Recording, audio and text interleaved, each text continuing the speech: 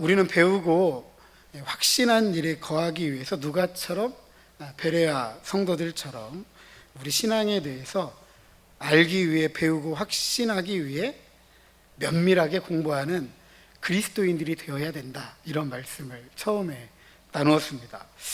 누가가 확실한 사건들로 처음부터 기록한 내용은 유대왕 헤롯 왕 때부터의 일이죠.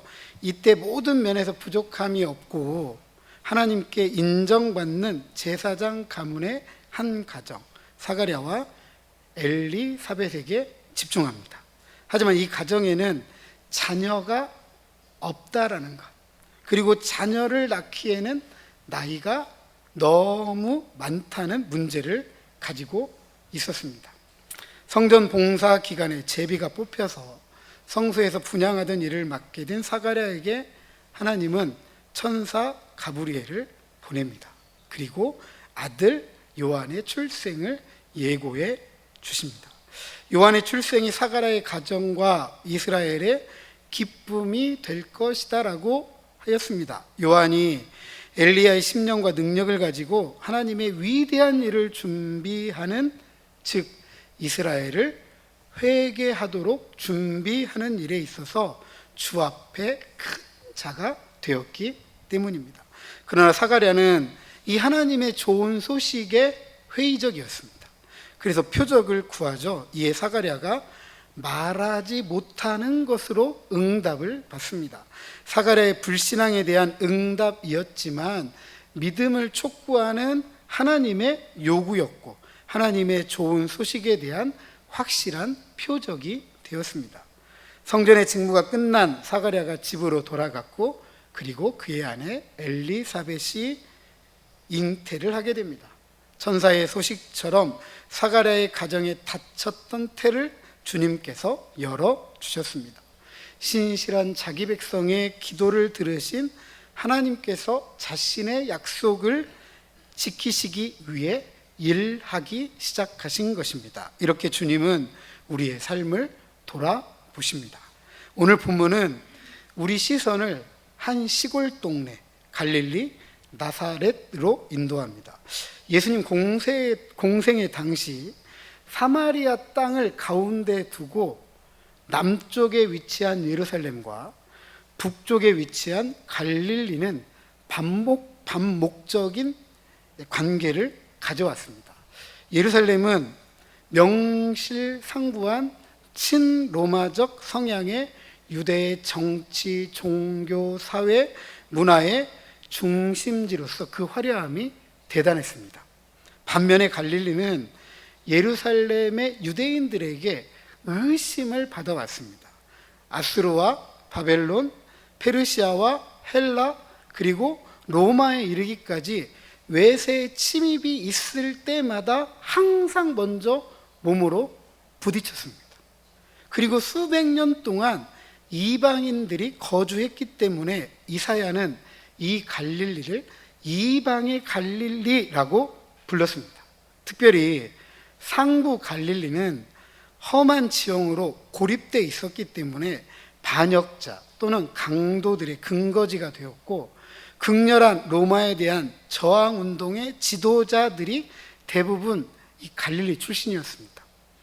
그리고 나사렛이 위치한 하부 갈릴리는 비옥한 토양과 풍부한 강우 때문에 풍요로운 곡식과 과수를 수확했어요. 하지만 대부분 로마와 예루살렘에 의해서 수탈을 당하게 됩니다. 대부분 가난했어요.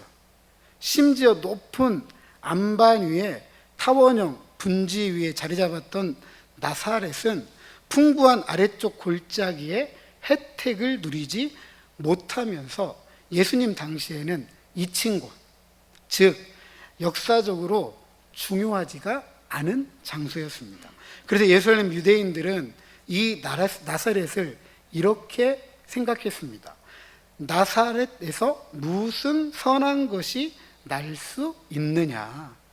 그리스도가 어찌 갈릴리에서 나오겠느냐라면서 조롱했습니다. 갈릴리 나사렛은 갈릴리 지역 안에서도 고립된 시골이었습니다.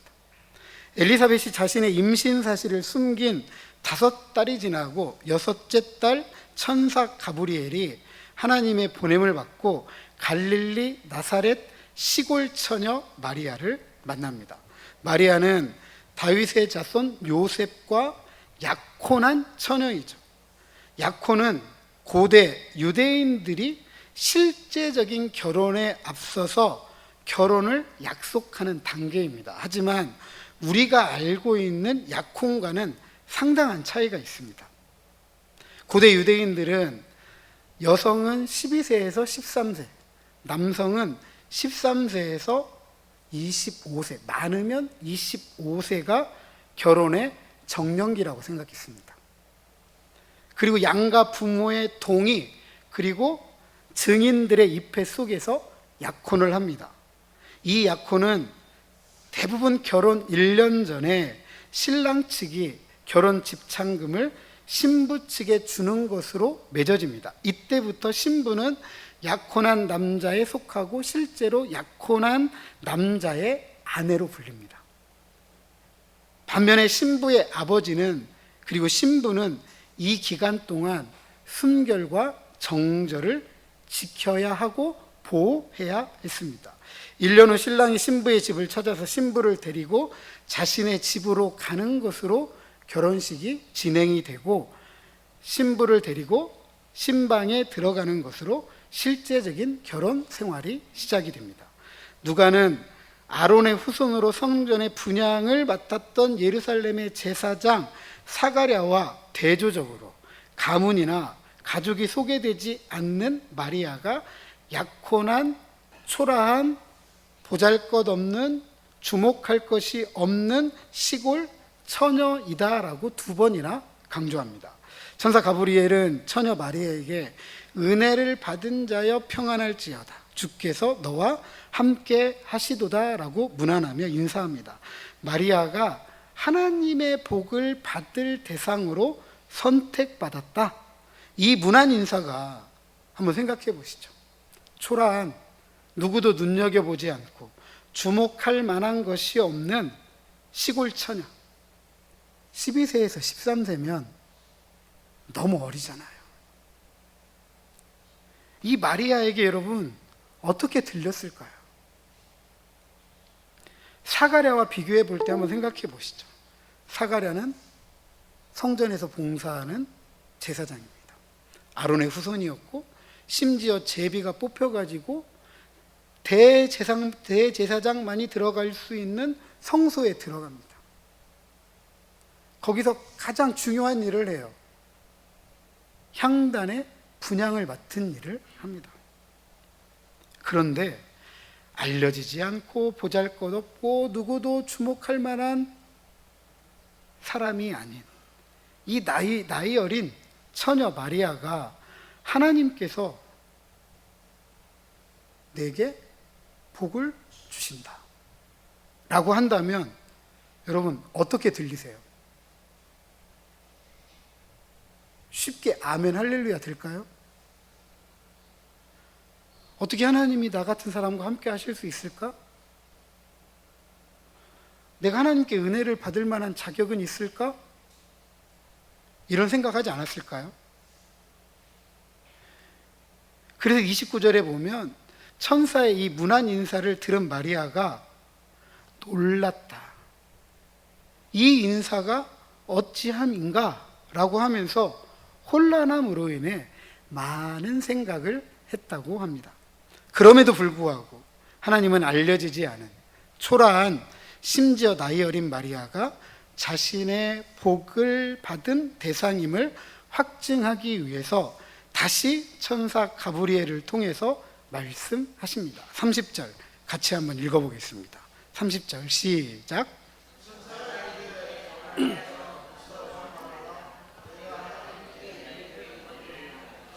이처럼 주께서 함께 하신다는 것은 하나님의 구원 역사를 위한 특별한 목적으로 선택받았다. 그렇기 때문에 하나님께서 그 일을 할 수 있도록 공급해 주신다, 보호해 주신다라는 것을 확인해 주는 것입니다. 그렇다면 하나님은 자신의 구원 역사를 위해 왜 보잘것없고 초라하고 주목할 만한 것이 없는 시골 처녀 마리아를 선택하셨을까? 그것은 마리아가 낳을 아들, 그리고 그 아들이 성취할 사명에 있습니다.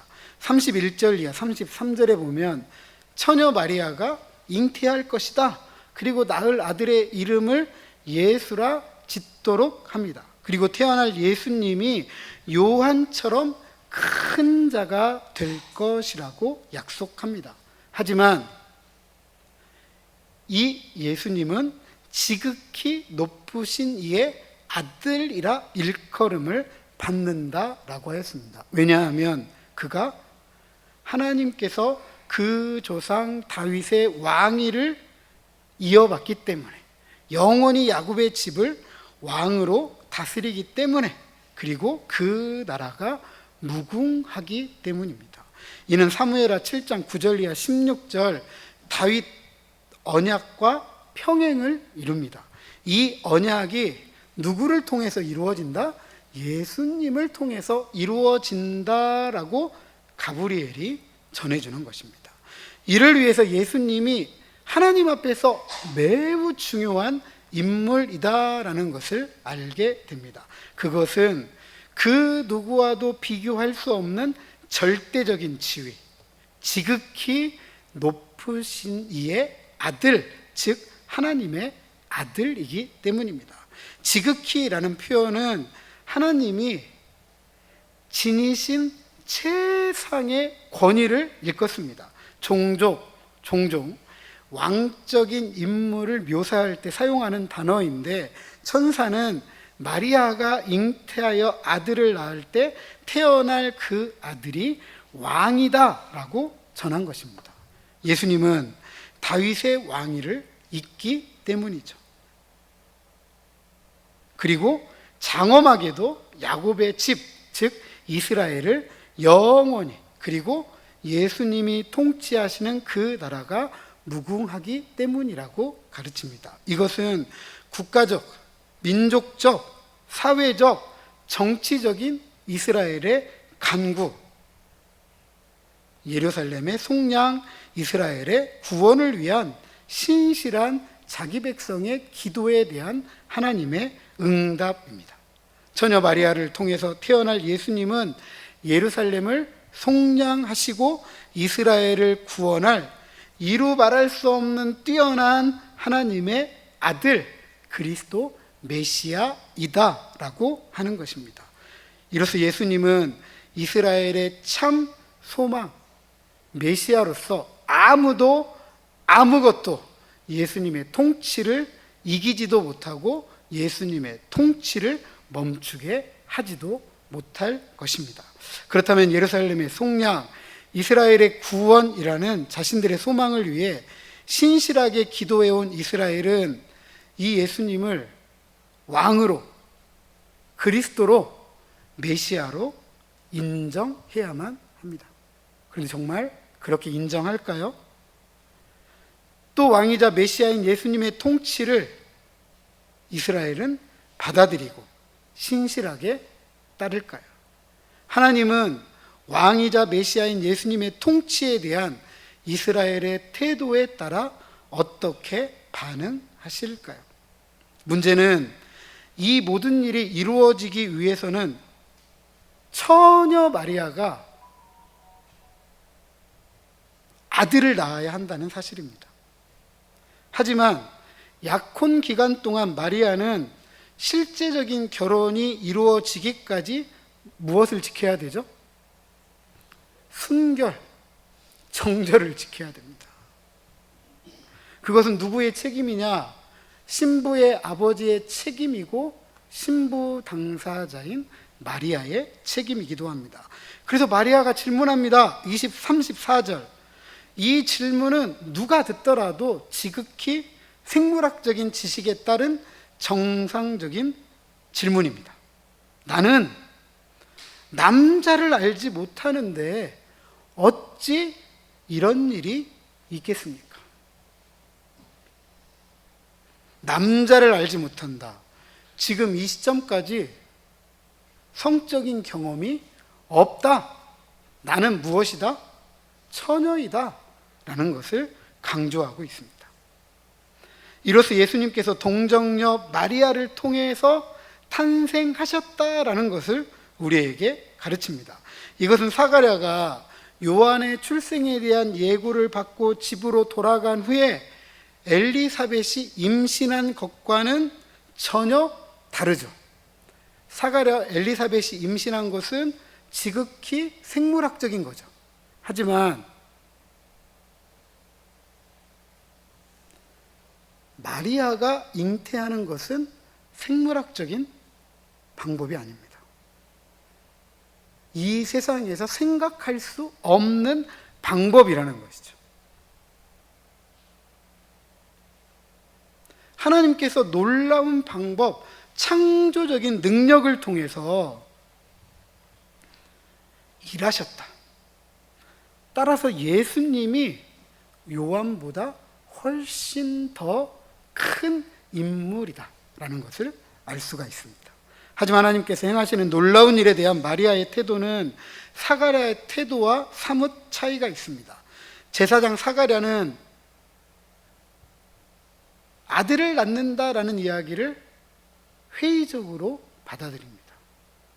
나는 나이가 많아요. 내 아내도 늙었습니다. 자녀를 낳는다, 못 낳는다? 못 낳는다 라고 믿음으로 받아들이지 못합니다.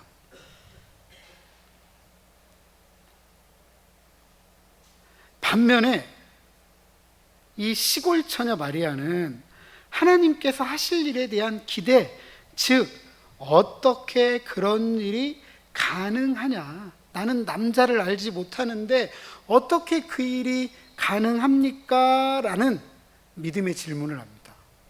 사가랴는 표적을 구했는데 마리아는 설명을 원했던 거예요. 천사 가브리엘은 마리아의 질문에 대해 성실하게 대답합니다. 35절, 37절까지 한 번 더 같이 읽어보도록 하겠습니다. 35절에서 37절입니다. 시작.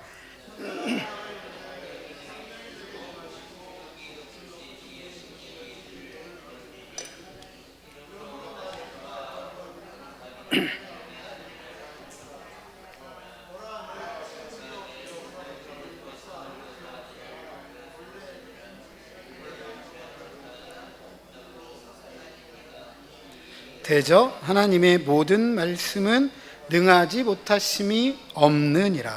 아멘. 마리아는 성령으로 잉태될 것입니다. 성령은 하나님의 능력과 동일시됩니다. 성령이 임한다, 성령이 덮다, 하나님의 임재, 하나님이 함께 하신다라는 것을 상징합니다. 하나님의 임재는 하나님께서 능동적으로 일하시는 방법이에요. 그것은 창조적인 역사를 가져옵니다. 이로써 처녀 마리아가 잉태하게 됩니다. 생물학적인 방법이 아니라 처녀이지만 하나님께서 행하시는 창조적인 능력을 통해서 임신하게 되는 거죠. 태어날 예수님은 그래서 거룩한 분, 하나님의 아들, 하나님의 특별한 일을 위해 거룩하게 구별된 메시아 사역을 하게 되는 것입니다. 이것은 요한이 이스라엘을 회개시켜서 그 나라의 통치를 받아들이도록 준비시키는 선지자의 사역을 하는 반면에 이렇게 준비된 이스라엘을 메시아로서 구원하시는 예수님께서 영원히 통치하시는 왕이다. 그래서 세례 요한과 예수님이 대조가 됩니다. 이처럼 하나님은 자기 백성을 구원하시기 위해 창조적인 능력을 행하시는 분입니다. 천사 가브리엘의 설명은 마리아에게 필요하고도 충분했을 것입니다. 그것은 하나님의 말씀이기 때문입니다. 하나님의 말씀은 능하지 못하심이 없기 때문이죠. 하지만 친절하게 천사 가브리엘은 마리아가 구하지 않은 확증할 수 있는 팩트 체크, 사실을 체크하도록 예를 듭니다. 마리아의 친족 엘리사벳이 아들을 임신한 지 6달이 되었다는 것입니다. 이로써 마리아가 엘리사벳의 친족이다, 엘리사벳의 가문에 속한 같은 조상을 두고 있다. 엘리사벳이 누구의 후손이었죠? 아론의 후손이었죠. 그러니까 마리아도 누구의 후손이다? 아론의 후손이다라는 것을 알 수 있습니다. 그렇다면 같은 친족이니까 마리아는 엘리사벳이 불임의 사실을 알고 있었죠. 오랜 동안 불임 때문에 수치스럽고 불명예스럽게 살았다는 것을 알고 있습니다. 나이가 많고 늙었다라는 것을 알아요. 더 이상 임신할 수 없는 할머니라는 것 너무나 잘 알고 있습니다. 그런 엘리사벳이 아들을 임신한 지 6달이 되었다. 이거 누가 하시는 일이에요? 사람이 못하면 누가 하시는 일이에요? 하나님께서 하시는 일이죠. 하나님께서 일하시는 이 방법 외에는 그 어느 것도 상상할 수 없는 일이다라는 것을 마리아가 직감했을 것입니다. 그래서 마리아가 39절에 엘리사벳을 찾아갑니다. 이로써 처녀 마리아가 아들을 잉태할 것이라는 천사 가브리엘의 메시지에 대한 메시지를 확증하게 되죠. 이런 마리아의 확증은 천사 가브리엘의 마지막 메시지, 대저 하나님의 말씀은 능하지 못하심이 없느니라 라는 것으로 확고해집니다. 이에 대해 고대라는 신학자가 반 오스터지의 글을 인용하면서 이렇게 이야기합니다. 하나님은 자연 법칙을 제정하셨다. 그렇지만 하나님은 이 자연 법칙에 스스로 구속되지 않으신다. 자연 법칙은 하나님이 자기 손 안에 들고 있는 실에 지나지 않는다. 하나님은 자기 의지에 따라 이 실을 늘리기도 하시고 짧게도 하시기도 한다. 그래서 마리아가 망설임 없이 대답합니다. 38절도 같이 읽어보겠습니다. 38절입니다. 시작.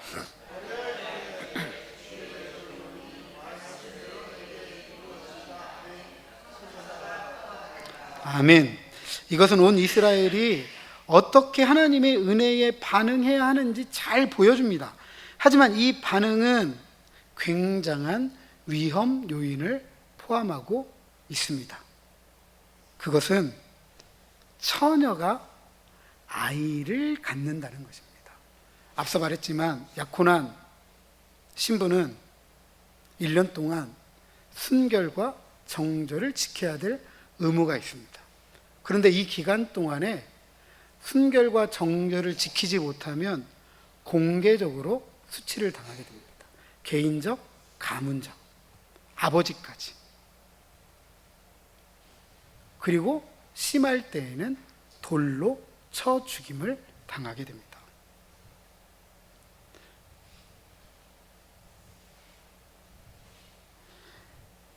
이처럼 하나님의 방법에 동의한다라는 것은 때로는 이런 위험 요인을 포함하고 있습니다. 그러나 여종으로서 마리아는 하나님의 방법에 믿음으로 동의합니다. 위험 요인이 있지만 기꺼이 받아들이고 순종합니다. 이처럼 하나님에 대한 신앙은 때로는 위험한 요인을 기꺼이 받아들이는 것입니다. 초대교회 성도들이 예수님에 대한 신앙이 자신의 죽음을 가져올 수 있다라는 사실을 잘 알고 있었음에도 불구하고 그 신앙을 지켰습니다. 굉장히 위험한 것이죠. 그리고 실제로 이 위험한 것은 죽음을 초래하기도 했습니다. 때로는 화형을 당하기도 하고, 때로는 굶주린 맹수들의 먹이가 되기도 하고 피에 굶주린 군사들에게 죽임을 당하기도 했습니다. 그럼에도 불구하고 신앙인들은 그 위험을 기꺼이 받아들였습니다. 신앙은 모험이에요. 신앙은 담대하지 못하면 그 길을 따라가기가 어렵습니다. 그럼에도 불구하고 이 신앙의 길을 걸어가게 되면 하나님은 그 위험까지도 자신의 창조적인 능력을 통해 기회로 삼으십니다.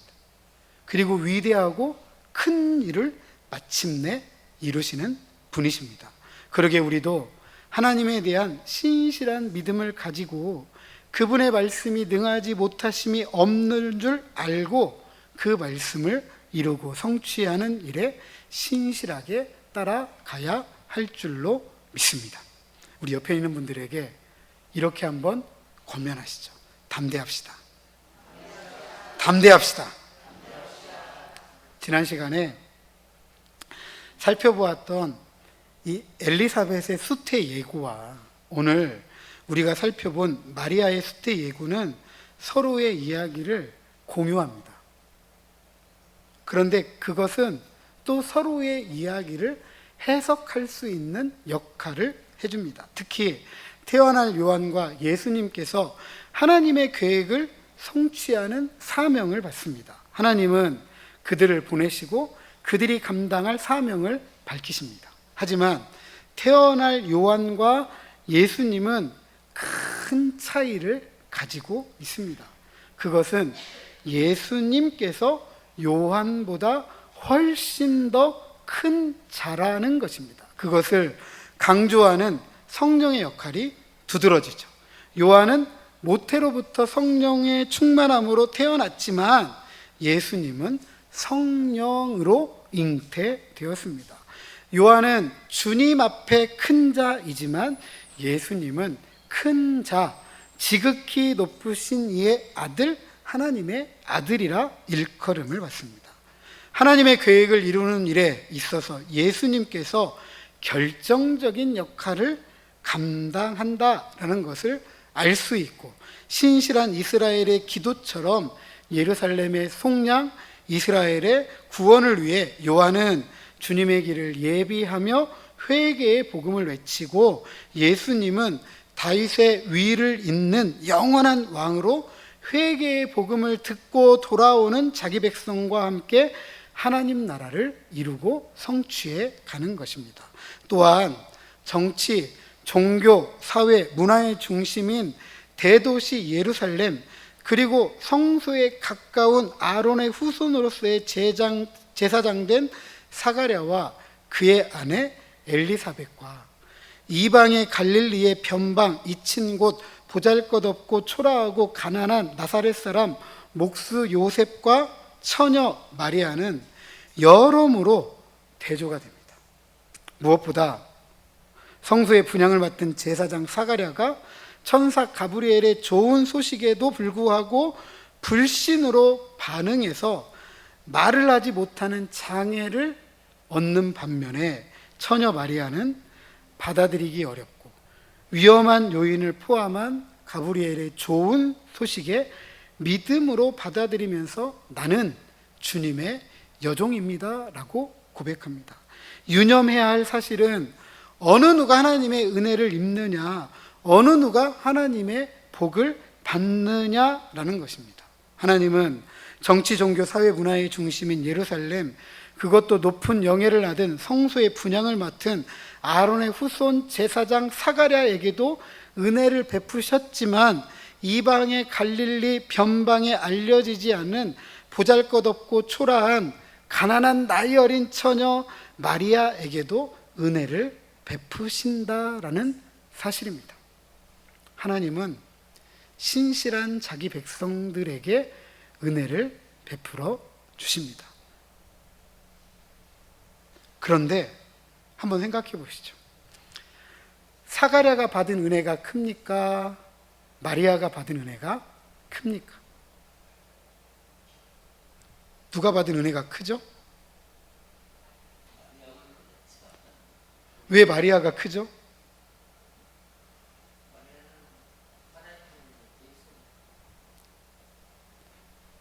마리아는 보잘것없잖아요.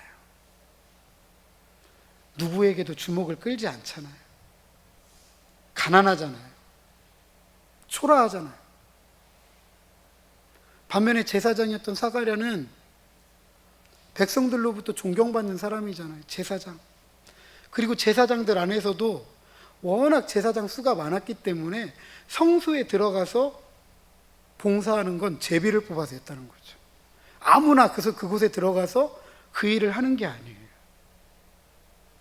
제비가 뽑혀서 성소에 들어가 분향을 맡은 직분을 감당해요. 하나님 가장 가까운 곳에 나아갔던 사람이에요. 영예도 얻고 존경도 받고 그리고 그런 사가랴에게 축복도 받잖아요. 그럼 우리 그렇게 생각하잖아요. 야, 그럴만하다.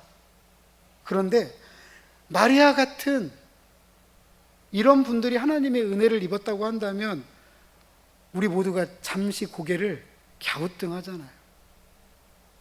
정말? 정말 그럴 수 있을까?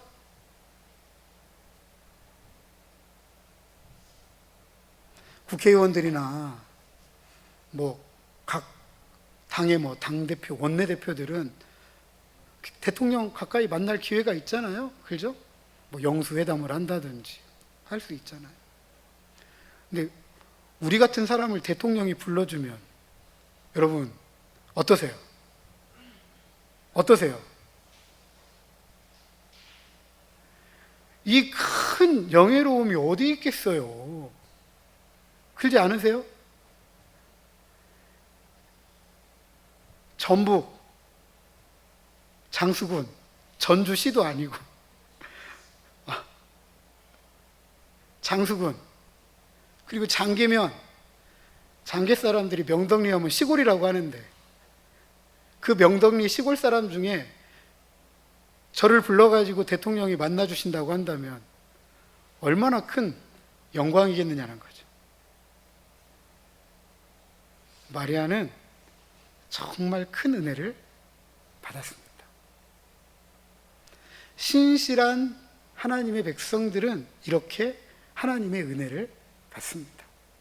신실한 하나님의 백성들은 이렇게 하나님의 복을 받습니다.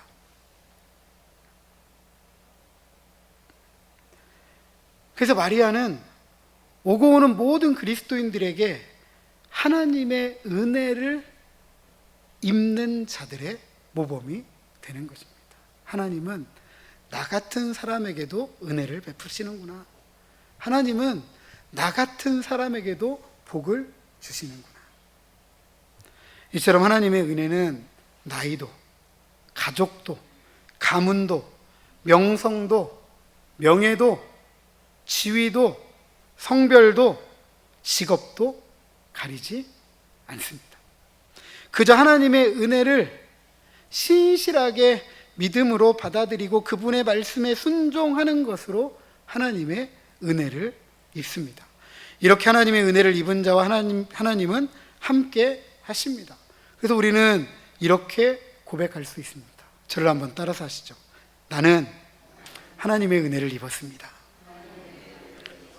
하나님은 나와 함께 하십니다. 옆에 있는 분들에게도 축복하시죠. 하나님은 당신과 함께 하십니다. 하나님은 당신에게 은혜를 베풀어 주십니다.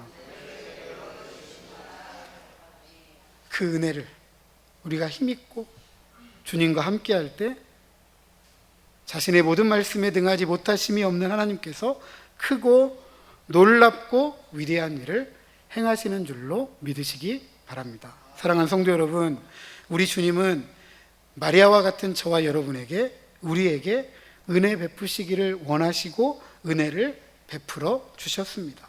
이로써 우리는 하나님의 은혜를 입었습니다. 주님은 지금도 우리와 함께 하십니다.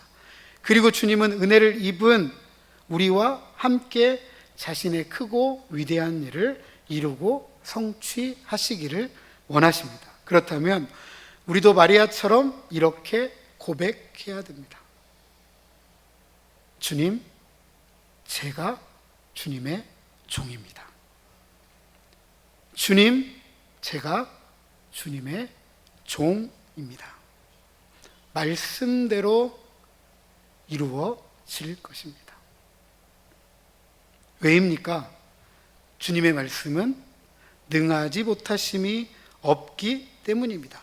그러기에 받아들이기 어려운 위험한 요인을 포함하고 있는 일일지라도 능하지 못하심이 없는 주님의 말씀이 이루어지기까지 담대함을 가지고 믿음으로 순종해야 합니다. 부디 능하지 못하심이 없는 주님의 말씀을 신실하게 따라가는 믿음의 사람들로 살아가면서 하나님께서 하늘에서 이루신 뜻을 이 땅에 힘있게 이루어가는 하나님 나라의 백성들, 그리스도의 제자들, 저와 여러분 우리 모두가 되시기를 주님의 이름으로 축복합니다.